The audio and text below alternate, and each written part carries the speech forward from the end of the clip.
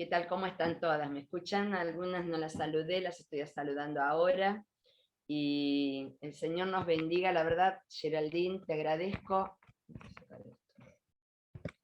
Te agradezco porque no podría haber habido mejor canción y hasta cada una de tus palabras, sin duda, fueron guiadas por el Señor. Dijiste, el Señor está esperando. Sabe qué personas usar, sabe qué lugares preparar para el encuentro, dispone lugares, dispone tiempos, dispone lugares, dijiste. Y justamente vamos a hablar en esta tarde de dos mujeres y de un desafío. Tengo un cartel que no lo puedo eliminar, que me molesta, pero bueno, esperemos que después se vaya solito. Vamos a hablar de dos mujeres y de un desafío. Y la primera mujer la encontramos en San Juan 4. Al principio casi del ministerio de nuestro Señor Jesús. Él prepara y dispone un encuentro especial. Y ustedes ya saben con quién fue ese encuentro. La que quiera se desmutea y lo dice. ¿Con quién se quiso encontrar el Señor?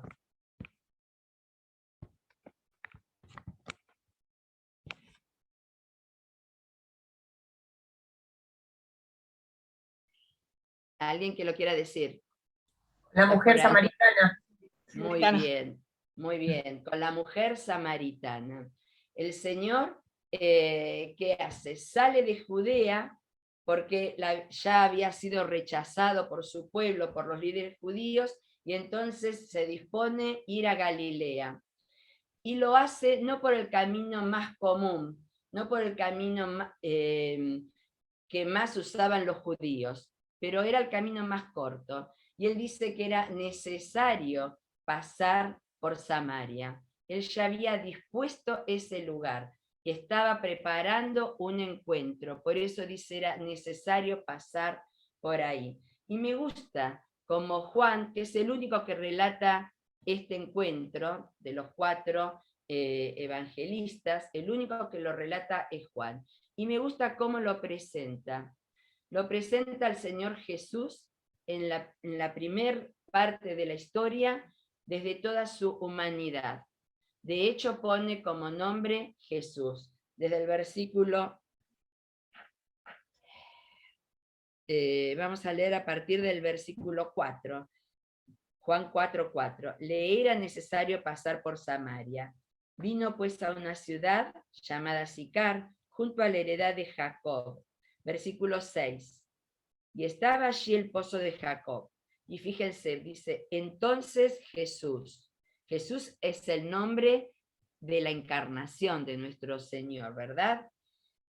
Cansado del camino, se sentó así junto al pozo. Una actitud más común a la de nosotros, ¿no es cierto? Una práctica, cuando estamos cansados, ¿cómo hacemos? Nos sentamos, lo mismo hizo el Señor Jesús, caminando, se cansa, se sienta, y después, ¿qué hace? Versículo 7, sediento pide agua. Qué lindo es saber que el Señor, todo lo que vivió, lo vivió en su naturaleza como hombre y también desde su naturaleza como Dios. Pero lo primero que refleja Juan es la humanidad de nuestro Señor. Y en el versículo 8, otra necesidad física más de parte del Señor y sus discípulos que lo acompañaban, hambriento, que dice manda a sus discípulos a comprar comida. Era ya el mediodía, y si bien no era la hora en que todas las mujeres que se dedicaban a buscar agua del pozo lo hacían, generalmente iban a primera hora del día o a la última hora cuando ya bajaba el sol, hay una mujer que se acerca al mediodía a sacar agua.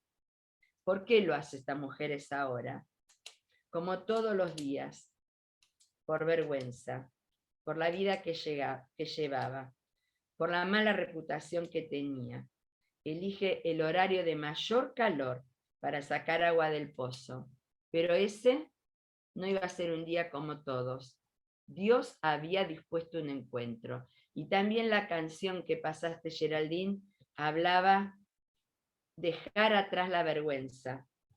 Si estás abatido, si estás cansado, de cargar el peso. Y sin duda, la mujer samaritana era una mujer que estaba cansada de cargar el balde, de cargar la vasija, de cargar la soga, de cargar esa cubeta de cuero rígido para poder meterse y sacar agua del pozo, de la profundidad de donde estaba el agua. Pero todos los días lo hacía porque tenía esa necesidad física. Versículo 10. Jesús se presenta para ella como alguien diferente a todos los hombres que ella había conocido y con todos los hombres que a ella en realidad la despreciaban. Se presenta como el regalo de Dios. Y le dice, si conocieras el don de Dios y quién es el que te dice, dame de beber, tú le pedirías y él te daría agua viva. La mujer le parecía raro que un judío primero se ponga a charlar con ella, porque los judíos con los samaritanos no se trataban. Ya era raro que los discípulos vayan a comprar algo a Samaria, a la ciudad, porque tampoco compraban nada. Pero son muchas cosas las que se van dando en este capítulo que son fuera de lo común. Los discípulos comprando alimentos, el Señor acercándose a hablar con una mujer de mala vida, una mujer que al mediodía va con su cántaro, su soga a sacar agua, un hombre cansado que le pide agua y ella que le dice, ¿cómo es que estás hablando conmigo? Y Jesús le dice, si conocieras, ya se está presentando, ya le está diciendo que le está haciendo falta algo, conocer a alguien más. Él es el don de Dios. El recurso humano que tenía ella, y que de hecho le echa en cara al Señor Jesús diciéndole, ¿cómo me vas a dar agua si no te veo con ningún cántaro? No veo con qué me vas a poder dar agua. Ella creía que estaba bien equipada, pero el Señor le dice, tú me pedirías agua, y agua viva. La mujer entonces le dice, Señor, no tienes con qué sacarla, el pozo es hondo, ¿de dónde pues tienes el agua viva? A veces nosotros también sobreponemos a un recurso espiritual o al recurso divino, un recurso que consideramos que tiene mucho valor, nuestra fuerza, lo que tenemos, pensamos que puede servirnos mucho más para nuestro trabajo, para desempeñarnos en cualquiera de las cosas, Hablo también en lo secular. En nuestro trabajo pensamos que logramos mucho por nuestra fuerza, por nuestro conocimiento, por nuestras posesiones, por lo que tenemos, por lo que somos, por lo que sabemos. Pero sin embargo, el Señor es el que está ahí atrás, permitiéndonos, dándonos el conocimiento y la sabiduría. Y cuán mejor podemos hacer las cosas cuando nos ponemos en sus manos para desempeñarnos como madres, como esposas, como trabajadoras, empleadoras, empleadas, en lo que sea. Y este no es otro caso diferente. En el versículo 11, ella entonces hace alarde del recurso humano que tiene, una vasija, una soga, la cubeta de cuero, aún el pozo que le había dado, que habían recibido de su padre Jacob. Pero como todos los pozos y como todos los recursos humanos, son limitados. Y las necesidades humanas generalmente no se sacian con cursos limitados. Siempre queremos más, y queremos más, y queremos más. Y la mujer samaritana dice, dame de beber de ese agua que tenés, para que no tenga yo sed jamás, para que no tenga que venir más a sacarlo. Es cierto, comparando lo que es un pozo con la fuente de agua viva que el Señor Jesús ofrecía, estábamos comparando un pozo limitado con algo, una fuente que es ilimitada. Los recursos humanos son limitados, el don de Dios es ilimitado. Y nosotros muchas veces actuamos de la misma manera. Y a las necesidades que tiene esta mujer, Dios le está ofreciendo algo, un regalo, el don de Dios, el recurso divino, que es inagotable y que es ilimitado. Entonces, nuestro primer punto en esta historia que vamos a retener es el recurso humano. En el versículo 15 hablamos de la necesidad física, que también mucho habló Geraldine, hablaba de las necesidades. Marcela en la oración mencionó muchas veces esta palabra necesidades, y aún la canción que escuchamos también hablaba de las necesidades físicas. Ahora la que está cansada, ahora la sedienta, pasa a ser ella, no el Señor Jesús. Y la que está buscando el cambio, que solo Jesucristo puede darle, ahora es la mujer samaritana. En el versículo 16 al 18, vamos a ver cómo ella reconoce cuál es su condición. Cuando el Señor Jesús le dice, ve y llama a tu marido. ¿Qué le dice la mujer? No tengo marido. Y Jesús, ¿qué le dice? Bien has dicho, no tengo marido. Qué lindo, qué bueno el Señor. Podría haberle recriminado la vida mala, licenciosa, todas las libertades que se dio para vivir y la manera inmoral quizá que ella vivió hasta el momento.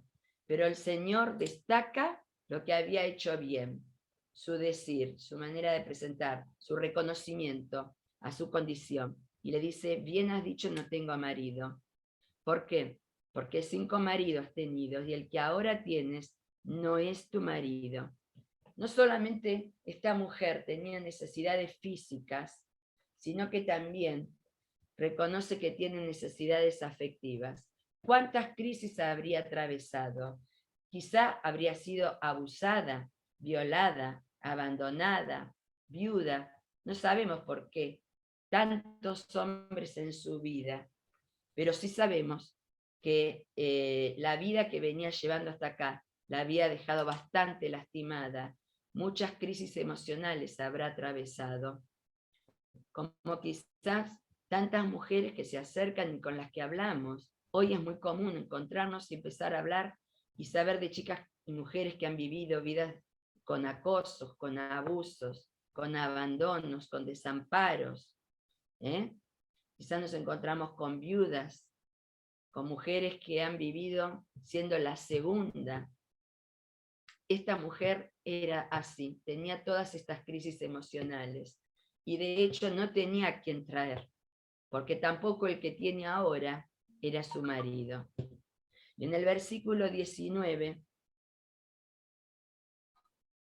ella que le dice, Señor, me parece que tú eres profeta.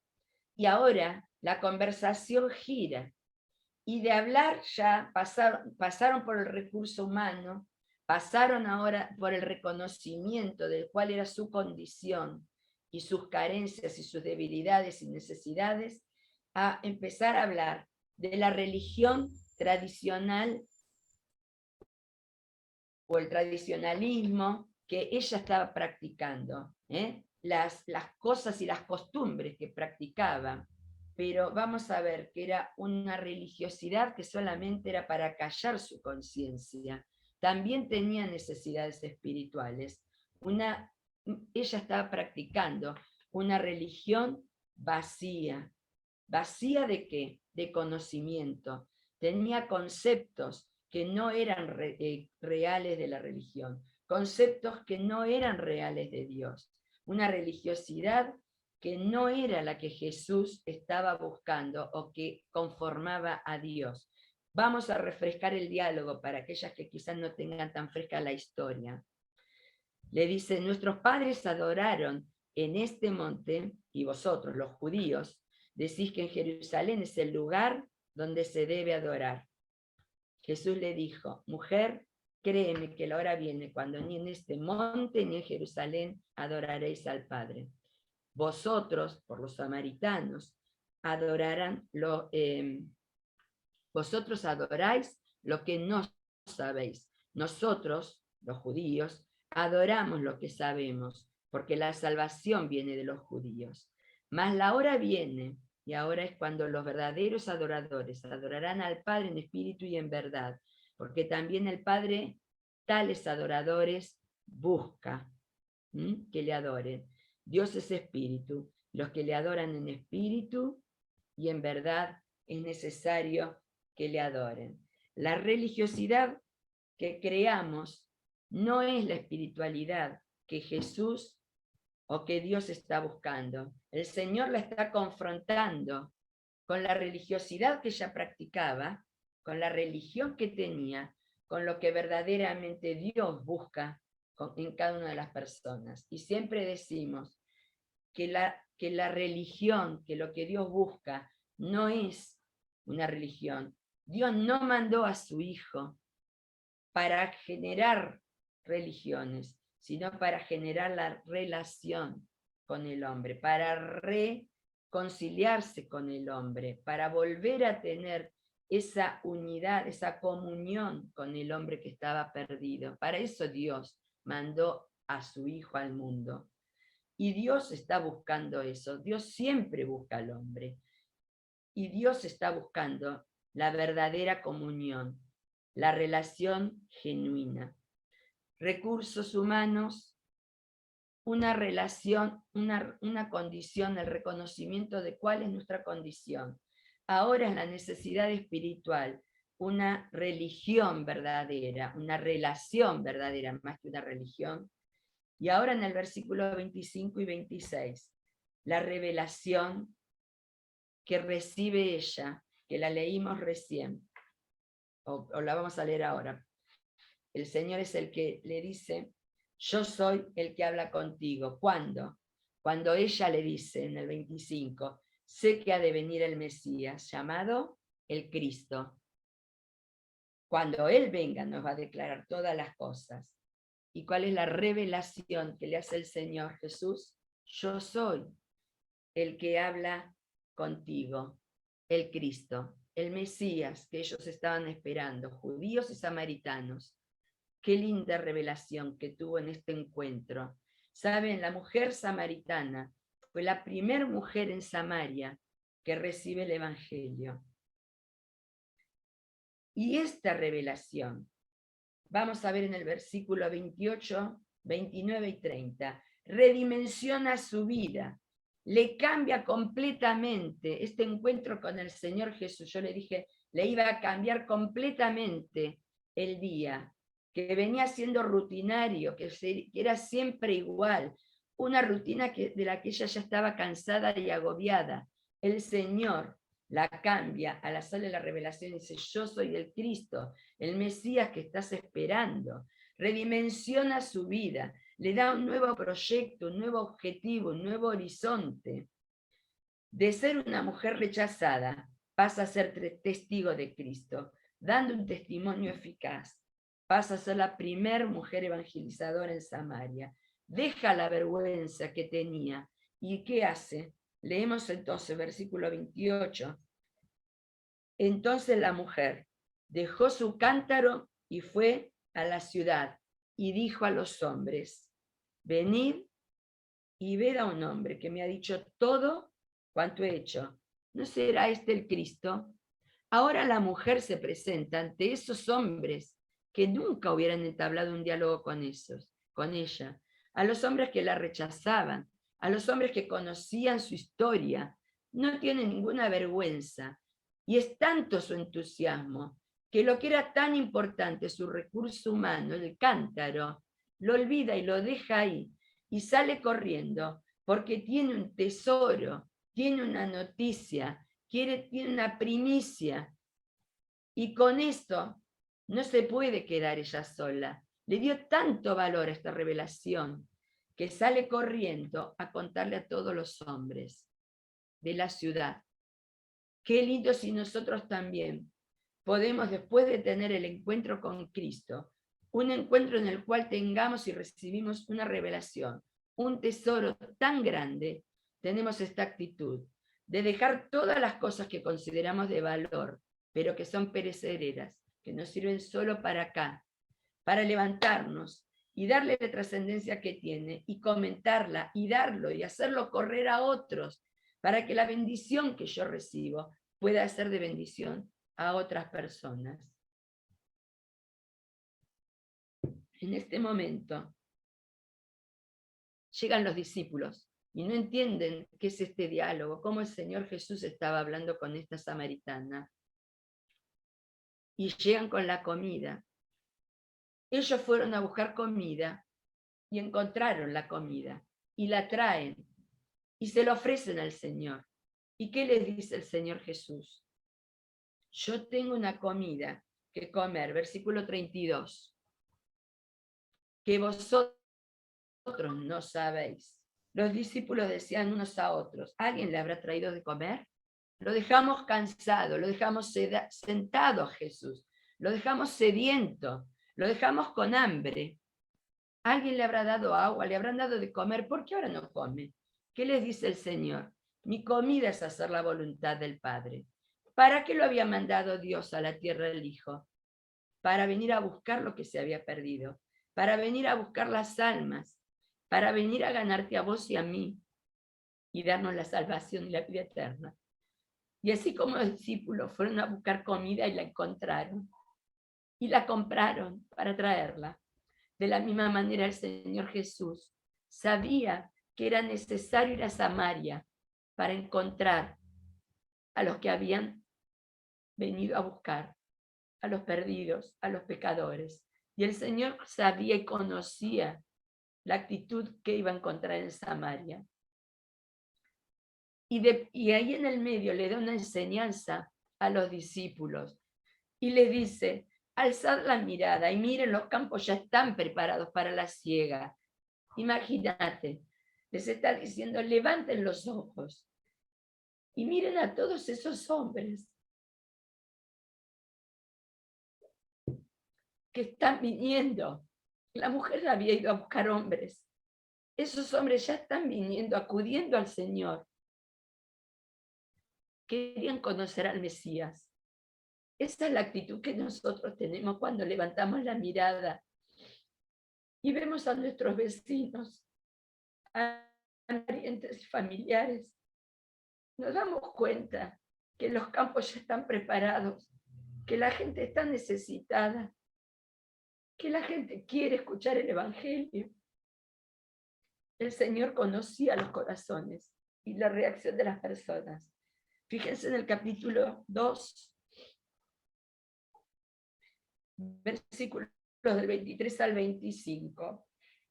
Jesús está en Jerusalén y algunos al ver esas señales creen, miren cómo los hago con los de, creen en las señales y creen en el Señor Jesús, pero Jesús no se fiaba de ellos porque conocía sus corazones. Y no teniendo necesidad, versículo 25, de que nadie le diese testimonio del hombre, pues él sabía lo que había en el hombre. No habían sido genuinos, no estaban creyendo los judíos en Jerusalén. Estaban asombrados, maravillados por las señales que Jesús hacía, pero no se fiaba de que ellos verdaderamente hayan pasado la salvación a su vida y hacer la práctica y vivir a Cristo. Era lo que el Señor quería.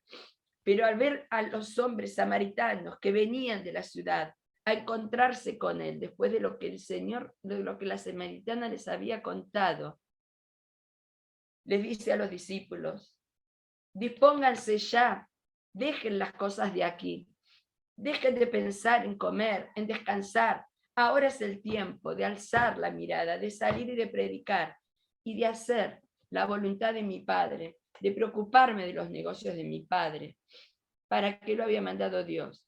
A predicar, a dar testimonio, a salvar almas, a tener esos encuentros como los que tuvo con la samaritana, los que tuvo con Nicodemo y los que fue teniendo a lo largo de su ministerio aquí en la tierra. Y vamos a ver el final de la historia versículos 39, 40, 41, 42, donde muchos de los samaritanos de aquella ciudad creyeron en el Señor por el testimonio eficaz de la samaritana. Y le decían, versículo 40, que el Señor se quede unos días más ahí. 41, y creyeron muchos más por la palabra del Señor Jesús. Y le decían a la mujer, ya no creemos solamente por tu dicho, porque nosotros mismos hemos oído, sabemos que verdaderamente este es el Salvador del mundo, el Cristo. Qué hermoso el testimonio y el desafío de esta mujer samaritana, cómo fue cambiando de su necesidad física, emocionales, su necesidad espiritual, a redimensionar su vida y a darle un nuevo proyecto, un nuevo valor. Me acuerdo de esa canción, Majestad, donde dice, no era nada, mas tú me diste valor. Y el valor que Dios le dio a su vida fue como que ella lo brindó y lo puso al servicio de la obra, de la evangelización, siendo la primera mujer, la primera evangelista en la ciudad de Samaria. Y es la segunda mujer de la que quiero tomar el desafío y el ejemplo y la enseñanza, es girando las hojas, llegando ya a Hechos. El Señor Jesús ascendió, el Espíritu Santo descendió, ya se conformó la primera iglesia, y llegando al capítulo 16, vamos a ver que ya el que camina y recorre ciudades y está evangelizando es el apóstol misionero Pablo. Está en su tercer viaje misionero.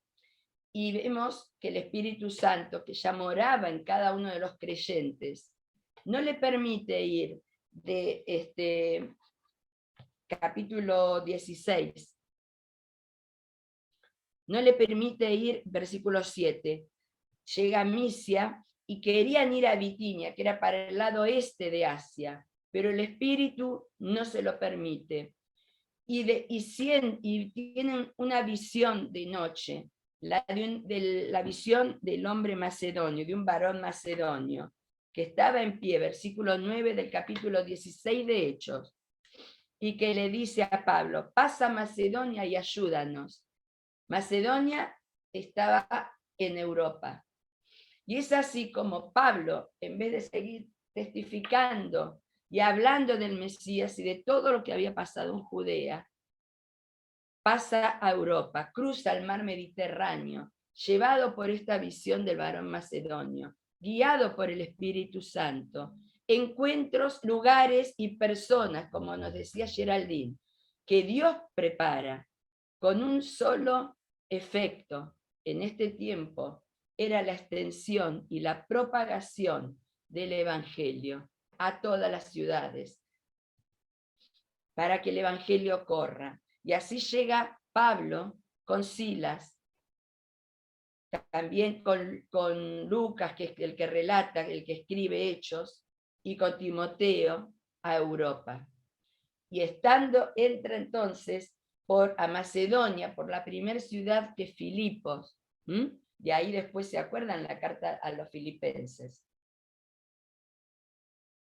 Y así como hace en todas las ciudades, ¿qué hizo Pablo? Va y recorre los distintos lugares buscando las sinagogas que no encuentra. ¿Por qué?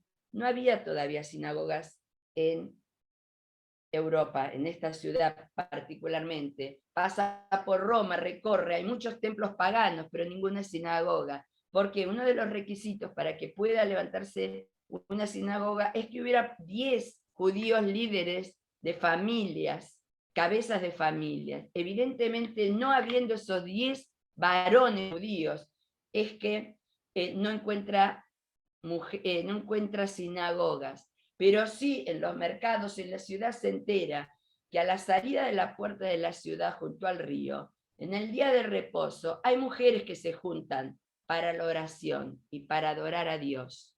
Y es ahí, en el versículo entonces 13 del capítulo 16, que dice, un día de reposo salimos fuera de la puerta, junto al río, donde solía hacerse la oración, y sentándose, hablamos a las mujeres que se habían reunido.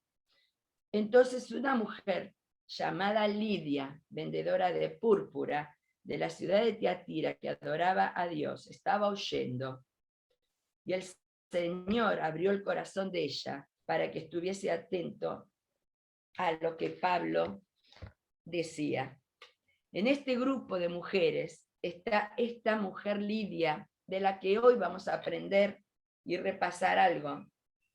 Era vendedora.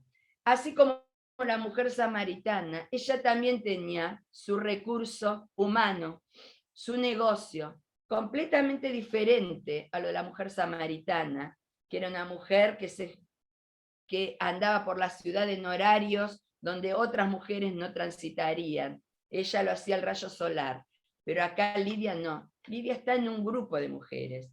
Lidia era de Alcurnia, Lidia era de la ciudad de Tiatira, del Asia. ¿Se acuerdan de Tiatira? ¿Les suena? Una de las 7 iglesias de Asia a las que el Espíritu les manda cartas, la de Éfeso, la de la Odisea, Filadelfia. Una de esas iglesias también es Tiatira, de donde ella era oriunda, natal, y se destacaba por trabajar con tintes, con el tinte de la púrpura.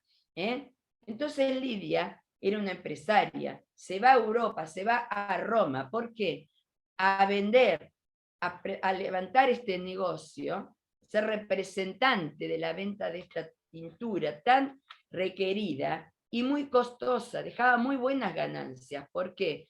Porque era el color que se usaba para el manto de la realeza. Aquellos que usaban este color, esta tintura, había otros tintes, pero el tinte púrpura, que surge de los moluscos, lo usaba la gente que era para confeccionar tejidos que después los iban a comprar la gente de mayor condición, las más adineradas, y también se usaba mucho en la realeza, porque era el color del manto del rey. Así que su negocio le dejaba muchas ganancias. Ese era su recurso humano. Y también podemos hacer el reconocimiento de cuál era su condición. Les dije que era una mujer natural de Tiatira, de Asia, que se convierte al judaísmo. Era una judía prosélita, y ella estaba reunida en el grupo de mujeres en el día de reposo, que era el sábado, en el momento de la oración. Y también estaba adorando a Dios. ¿Pero a qué Dios? Al Dios de los judíos, al Dios de Israel.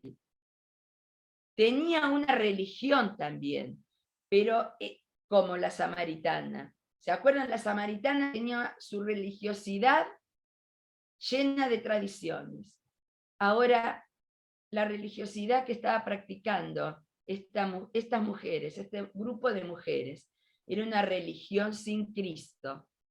Estaban adorando a Dios, pero era una religión sin la gracia de Dios, una religión sin cruz.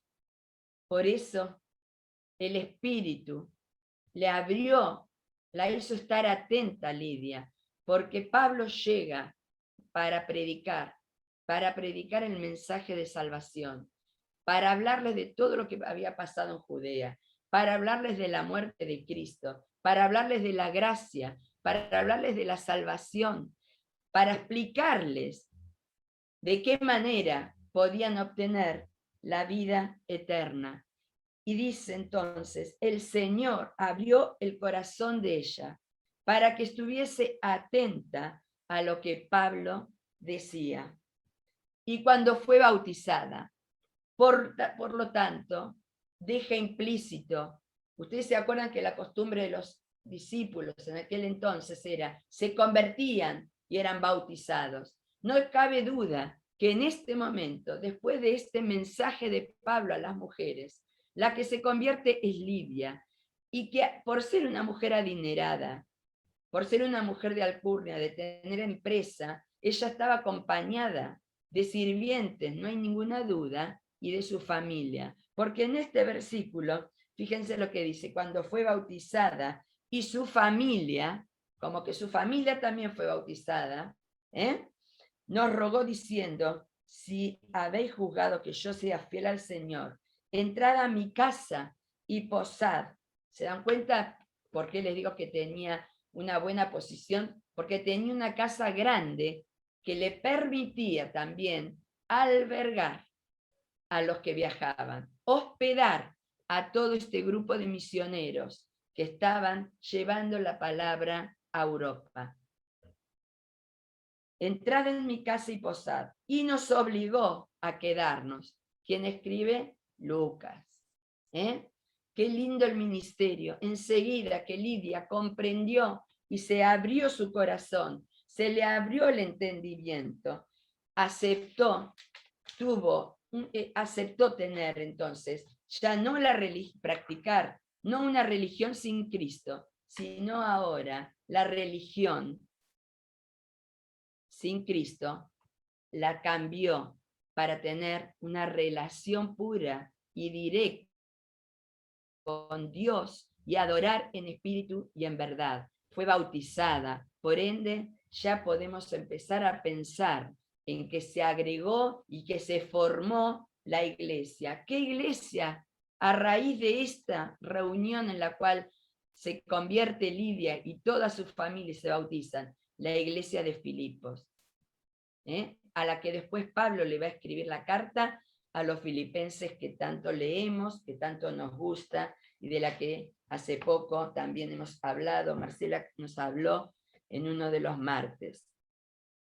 La revelación que tuvo al escuchar el mensaje de Pablo, también en el versículo 15, vemos que redimensiona su vida, redimensiona el proyecto que tiene de vida Lidia, y entonces se convierte en una colaboradora del grupo de misioneros.